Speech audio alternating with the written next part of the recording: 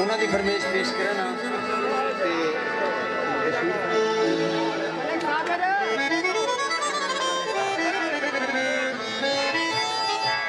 चिट्टा चोला सीधे दर्जी नहीं भूलेंदा ढोले दी मर्जी चिट्टा चोला हुण दूल्हा भाई जुमा के ना पे मने कसने भवलपुर वाले भी हां जी बहुत अच्छे चिट्टा चोला सीधे दर्जी नहीं भूलेंदा ढोले दी मर्जी ओ नहीं भूलेंदा ढोले दी मर्जी